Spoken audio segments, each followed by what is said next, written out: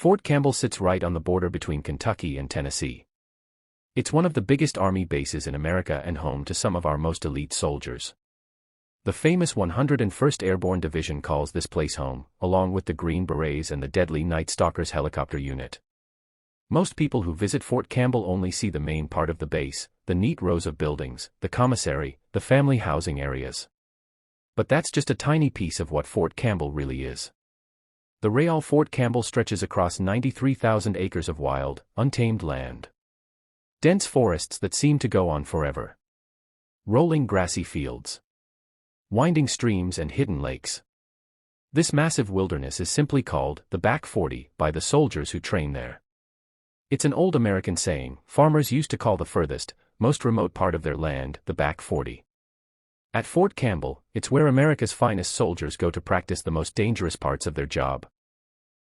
Live fire exercises. Night operations. Survival training. It's a place where you learn to be tough, or you don't make it. But Fort Campbell has always attracted more than just soldiers. For decades, this place has been a magnet for the strange and unexplained. Walk through any of the family housing areas, Pierce Village, Hammond Heights, Lee Village, and you'll hear ghost stories. Families living in base housing report footsteps in empty rooms, doors that open by themselves, voices calling out in the night. The UFO sightings are legendary. In January 1948, Air Force Captain Thomas Mantle died chasing a mysterious egg-shaped object through the Kentucky skies. Multiple military personnel reported seeing strange craft that same day. In the 1980s, an Army police officer watched in shock as a diamond-shaped craft was chased by military helicopters around Fort Campbell. The thing reportedly fried one of the base's radio towers before disappearing into the night. Then there are the creature encounters. Just down the road, the famous Kelly Hopkinsville Green Men incident terrified a local family in 1955. Bigfoot sightings happen regularly throughout the area. Hunters and hikers report massive, hair-covered figures watching them from the tree line. Fort Campbell isn't just an active military base. It's become known as one of America's most haunted places, a paranormal hotspot where the impossible seems to happen on a regular basis. But this story isn't about ghosts floating through base housing. It's not about UFOs buzzing military helicopters. And despite what some might think, this isn't even about Bigfoot lurking in the Kentucky woods. This is about something else entirely. Something that has terrified soldiers during their darkest, most vulnerable moments in the field. According to the men who've encountered it, there's another kind of creature stalking the training grounds of Fort Campbell's Back 40. The soldiers call it the Dogman. It was day 12 of what felt like the longest 2 weeks of Sergeant Mike's military career. His infantry platoon was deep in the Back 40, conducting a training exercise near a mock village called Cassidy. The fake town sat in the middle of absolutely nowhere, surrounded by thick forest and dense underbrush. It was mid-July, and everything was in full green bloom, making the woods feel like an impenetrable jungle. After securing the town, Mike's platoon got orders to establish a blocking position about 100 meters into the wood line. Just another routine training scenario, or so they thought. I was the squad leader on the far right of our position, Mike recalls. My guys were dug in about 15 meters away from me. I had my back against this big oak tree, watching our sector. It was around midnight, no moon, darker than you can imagine. The only light came from the fake town behind us. The soldiers were running a 50-50 security rotation, half awake, half asleep. Their radio operator, the RTO, kept walking back and forth behind the line, bouncing between squads to check radio batteries and pass messages. Every 20 to 30 minutes, Mike would hear the familiar sound of the RTO's boots crunching through the leaves and twigs. I got used to hearing him walk by, Mike says. So when I heard footsteps behind me again, I didn't think much about it. But these footsteps were different, slower, more careful, like whoever it was didn't want to be heard. The footsteps got closer. And closer. Mike turned his head and called out into the darkness, "What the hell are you doing?" That's when he saw it. About 20 meters away, crouched low in the shadows, was something that definitely wasn't his RTO. The thing was making quiet growling sounds, like a dog or wolf, but deeper and more menacing. Mike's heart started racing and every hair on his neck stood up. This thing had to be at least 5 feet tall, even crouched over like it was, Mike remembers. But it kept sinking lower and lower to the ground, like it was getting ready to pounce. I was completely frozen, couldn't move, couldn't think, just paralyzed with fear. For 10 seconds that felt like 10 hours, man and creature stared at each other through the darkness. Mike's training finally kicked in. Without taking his eyes off the thing, he reached down and grabbed his entrenching tool, the small folding shovel every soldier carries. Then he flipped down his night vision goggles. The moment his night vision activated, the creature exploded into motion. It charged straight at him, moving faster than anything Mike had ever seen. Not running upright like a person, but in a low, predatory crouch that covered ground with terrifying speed. I switched to thermal and could see its heat signature, Mike says. Everyone around me heard it crashing through the woods. It was moving too fast to be human and too big to be a deer. Plus it was running upright, standing on 2 legs as it tore through the brush. The creature disappeared into the deep woods, leaving Mike shaking and his fellow soldiers demanding to know what the hell just happened. But the night wasn't over. Later, another squad leader reported hearing loud, deep sniffing sounds near his position. His soldiers complained about a terrible smell, like a wet dog that had been rolling in something dead. Then, just before dawn, the entire platoon heard something that made their blood run cold. It started with the usual coyote calls, the high-pitched yipping and howling that's common in Kentucky woods. But suddenly, a different sound cut through the night. A deep, guttural howl that seemed to come from something much larger and more powerful than any coyote. The moment this howl echoed through the forest, every coyote fell silent. The woods went dead quiet, as if every animal for miles around was holding its breath in terror. I'd always heard stories about strange things in these woods, Mike says. We all had. But I never believed them until that night. After what happened, our whole platoon agreed, we weren't alone out there. Something was watching us, studying us. And from what I could see, it looked like some kind of massive canine. Dark fur, elongated snout, but walking upright like a man. Mike grew up in rural Kentucky, hunting and camping since he was old enough to hold a rifle. He thought he knew every animal that lived in these woods. He was wrong. The same training exercise, possibly the same night, but from a different perspective. Private First Class James was also with the 1st Battalion, 502nd Infantry Regiment. His squad had just helped secure the mock town of Cassidy after 5 days of grueling field training. Then came the orders no soldier wants to hear, pack up, we're moving to the woods. Of course it started pouring rain the second we left the buildings, James remembers. Everyone was exhausted and pissed off that we had to leave cover and go sit in the forest getting soaked.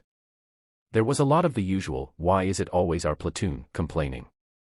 They set up a defensive perimeter near a drainage ditch.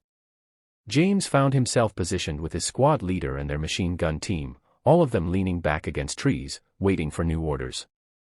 Their cigarettes had turned to soggy mush in the rain, so they just sat there in miserable silence. The platoon RTO appeared out of the darkness, sloshing through mud and fallen leaves. They could hear him coming from 100 meters away. 140 pounds of soldier plus another 40 pounds of radio equipment doesn't move quietly through wet woods. He swapped out our radio batteries and headed off to the next squad, James says. About 20 or 30 minutes later, we heard the same heavy footsteps coming back. None of us had our night vision down, we were just trying to stay dry. We figured it was the RTO again. The footsteps got closer. Closer. Then stopped. They waited for the familiar voice of their radio operator. Instead, they got silence. Awkward, tension-filled silence that seemed to stretch on forever. "Yo, what are you doing?" someone called out. No response. That's when they heard the sniffing. Heavy, deliberate sniffing sounds coming from behind them, like a bloodhound trying to pick up a scent. The sound moved around their position, first behind the squad leader, then between James and the assistant gunner. It sounded exactly like a hunting dog, James recalls. But bigger. Much bigger. And there was something wrong with the way it moved. Suddenly alert, the soldiers grabbed their night vision goggles and spun around to see what was making the noise. The moment their night vision came online, whatever it was crashed through the nearby ditch and bolted deeper into the woods. The footsteps didn't sound like a four-legged animal, James says. It sounded like something heavy running on 2 legs. That ruled out every normal forest animal, deer, wild hogs, even a black bear. This was something else. The soldiers looked at each other in the green glow of their night vision, all thinking the same thing. They'd all heard the stories, the legends that circulated among Fort Campbell soldiers like ghost tales around a campfire. Maybe they'd just encountered the dogman. When they reported the incident to their first sergeant, the grizzled veteran didn't laugh it off like they expected. Instead, he leaned back in his chair and started talking about local folklore. About the land between the lakes area. About how Native American tribes had once lived on this land before being forced out by the government. He told us the natives cursed this place when they were driven off, James remembers. Said their spirits still wander these woods, sometimes taking the form of animals. Looking back, I think our first sergeant knew more about what's out there than he was willing to admit. Specialist Rodriguez had heard all the rumors circulating among soldiers at Fort Campbell. Stories about skinwalkers, shape-shifting creatures from Native American legend. Tales of ancient spirits haunting the back 40. Whispered conversations about the Trail of Tears, the forced march of Native Americans that had passed right through what was now Fort Campbell. There are tons of unmarked graves out there, Rodriguez says. Native American burial sites that the Army either doesn't know about or doesn't have the money to properly deal with. Some guys think that's connected to all the weird stuff that happens here. During a 4-week training exercise, Rodriguez and his buddy drew guard duty watching a road deep in the back 40. They positioned themselves beside the road near a large storm drain that ran underneath it. The concrete pipe was big enough for a person to crawl through, connecting one side of the road to the other. It was 2 a.m., with light rain falling. Rodriguez watched one direction while his buddy watched the other, both using night vision to scan for any sign of the enemy forces they were supposed to intercept. Everything was quiet. Routine. Boring. Then his buddy started screaming. He was rolling around on the ground, yelling that something had grabbed him, Rodriguez recalls. He kept saying, "It tried to pull me into the drain. It grabbed me, bro." I had no idea what was happening. Rodriguez immediately moved to the storm drain opening and peered inside. From somewhere deep in the concrete tunnel, he could hear grunting sounds like a wild boar. The sounds were distant but getting farther away, accompanied by what sounded like human feet slapping against wet concrete. Rodriguez aimed his night vision at the other end of the drainage pipe, across the road. What he saw standing 75 meters away, staring directly at them, defied every rational explanation he could think of. It was a legitimate dogman, Rodriguez says simply. 8 to 9 feet tall, with a dog's head on a wolf's body, standing upright on its hind legs. Broad shoulders, but I couldn't tell if it was covered in fur or if its skin was just thick and leathery. The ears were huge and pointed, almost like an elf. Rodriguez yelled and fired a burst of simulation rounds, the non-lethal training ammunition they were required to use during exercises. The dogman turned and ran into the woods, its massive frame knocking down smaller trees and snapping them in half like toothpicks. As Rodriguez watched through his night vision, the creature dropped to all fours and disappeared into the forest. A week later, I was out with my commanding officer and our RTO, walking through the thickest brush you've ever seen. Thorn bushes 10 feet tall, like trying to walk through a giant briar patch. The whole company got separated in that mess. That's when they heard the howls. Not normal animal sounds, but something that made every soldier stop in his tracks. The howls seemed to come from multiple directions at once, echoing between the scattered groups of soldiers. Their captain got on the radio demanding to know what was making that noise. No normal animal could move that fast through brush that thick, Rodriguez says. It was impossible. But something was out there, moving between our positions faster than any of us could follow. Later, several soldiers were called into their first sergeant's office. They told their stories, described what they'd seen and heard. The first sergeant's response was immediate and clear: keep it to yourselves. Never speak about it to anyone outside the unit. Rodriguez's buddy still has the torn uniform from that night by the storm drain. Deep claw marks in the fabric where something had tried to drag him into the concrete tunnel. I still think about it all the time, Rodriguez says. I can still see those eyes glowing in my night vision. Whatever grabbed my buddy, whatever I saw across that road, it wasn't from any textbook on local wildlife. The most recent encounter happened just days before this account was recorded. Specialist Thompson, an air traffic controller attached to the command post during Operation Lethal Eagle 3, was pulling night duty with minimal supervision and even less to do. Most of the training units had already returned to the main base, leaving only essential command staff and a single artillery battery. For Thompson and his buddy, this meant long hours of boredom in the middle of Fort Campbell's wilderness.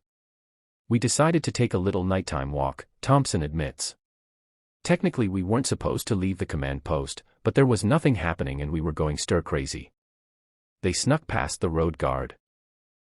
Another soldier sitting under a tarp with night vision goggles, and headed toward an abandoned training village about half a mile down a dirt road. There was enough moonlight that they didn't need flashlights to navigate.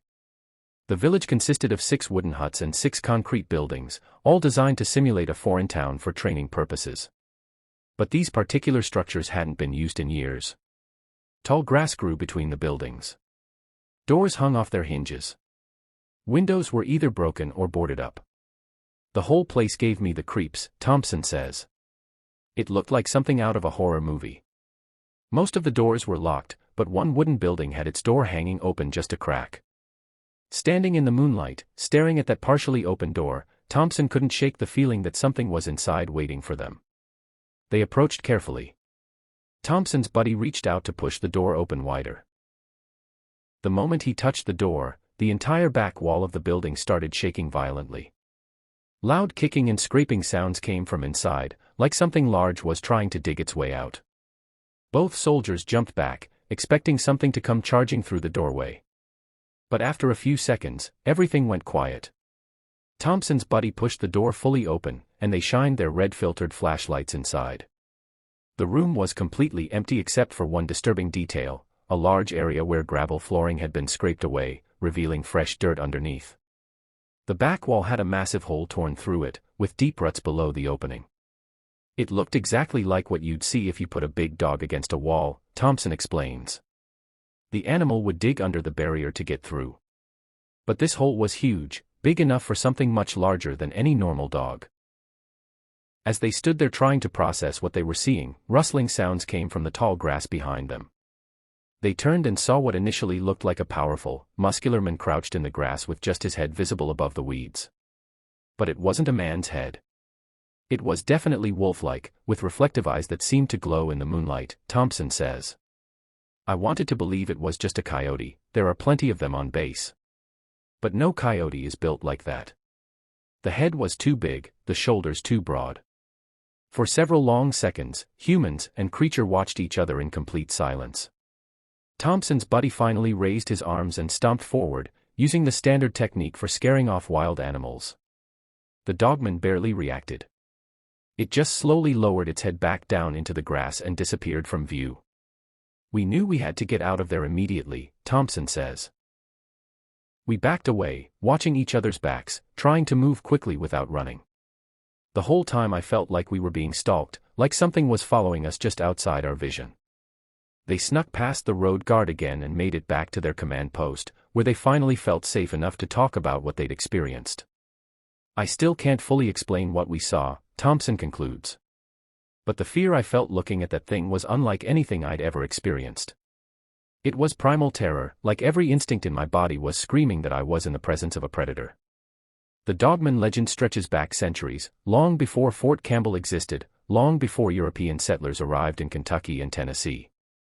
Native American tribes throughout the region told stories of shape-shifting creatures that could take the form of wolves or dogs while retaining human intelligence and cunning. French trappers and traders working with the Shawnee in the 1700s were warned about a creature they called the loup-garou, a shapeshifter born from tragedy and revenge. According to legend, a powerful Shawnee medicine man had gained the ability to transform into a wolf. But power corrupted him, and he began using his abilities for evil purposes. The tribe was forced to kill him while he was still in wolf form. His vengeful spirit, they said, continued to roam the forests, unable to. The French combined these Native American stories with their own European werewolf legends, creating the rougarou, a creature of Cajun folklore that allegedly stalks the swamps and forests of Louisiana. But calling these encounters folklore suggests they're just stories. The truth is more complicated. The first documented encounter with a dog-headed humanoid creature in America was recorded in 1887 in Wexford County, Michigan. 2 lumberjacks reported seeing a 7-foot-tall monster with a dog's head attached to a human torso.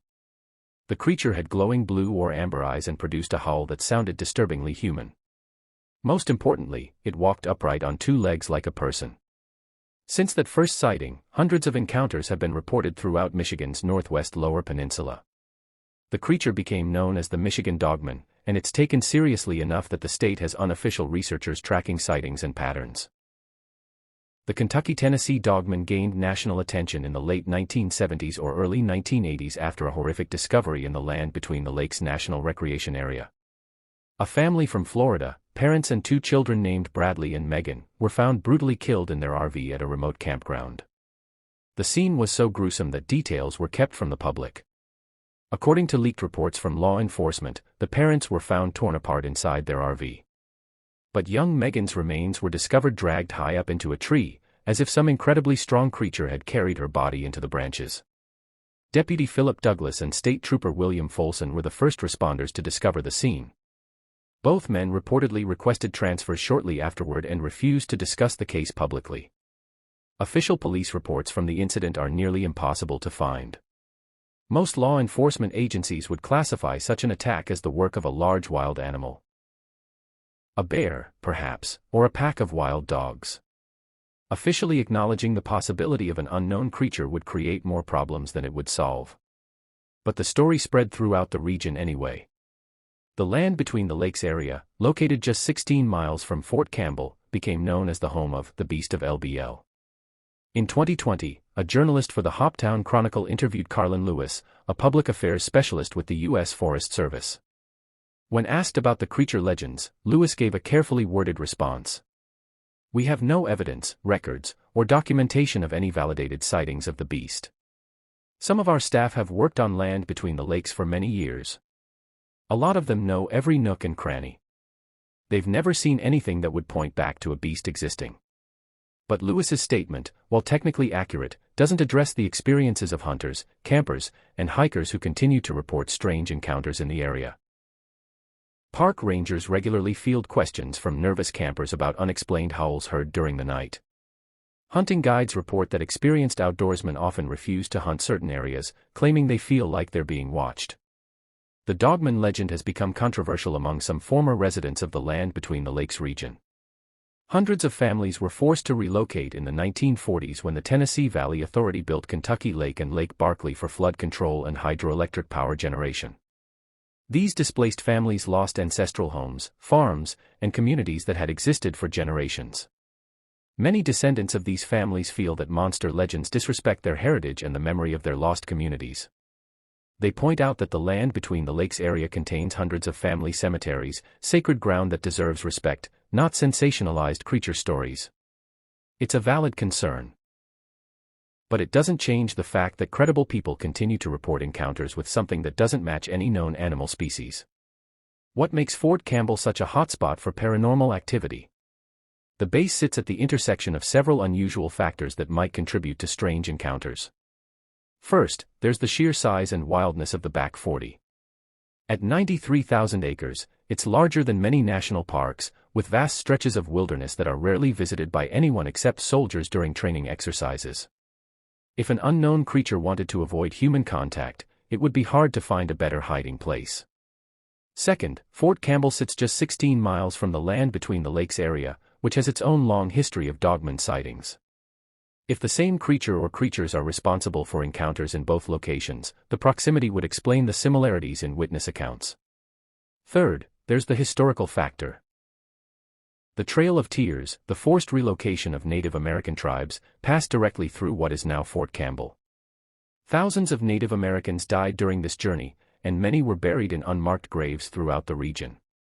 While it's impossible to prove any connection between this tragic history and current paranormal activity, the correlation is noteworthy.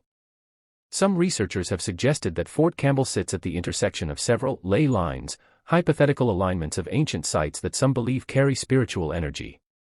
While this theory lacks scientific support, it's interesting that the base seems to attract multiple types of unexplained phenomena: UFO sightings, ghost encounters, creature sightings, and more. But perhaps the most compelling aspect of the Fort Campbell Dogman stories is the credibility of the witnesses. These aren't random civilians telling tall tales around a campfire.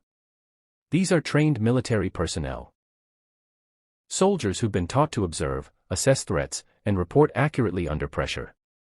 These men and women risk their military careers by sharing these stories. They know their accounts will be met with skepticism, ridicule, and possible disciplinary action. The fact that they're willing to go on record anyway suggests they believe strongly in the truth of their experiences. Whether the Fort Campbell dogman is a flesh-and-blood creature, a supernatural entity, or something else entirely, one thing is certain: something is happening in those dark Kentucky woods. Something that has terrified some of America's bravest soldiers and left them questioning everything they thought they knew about the natural world. For the soldiers who continue to train in Fort Campbell's Back 40, these stories serve as an unofficial warning: stay alert during those long night watches. Keep your night vision ready. And remember, in 93,000 acres of wilderness, you're never really alone. The dogman of Fort Campbell remains one of America's most persistent and credible cryptid encounters. As long as soldiers continue training in those dark woods, new stories will likely emerge. And for those brave enough to spend the night in Kentucky's most haunted wilderness, one question remains: what's watching you from the shadows?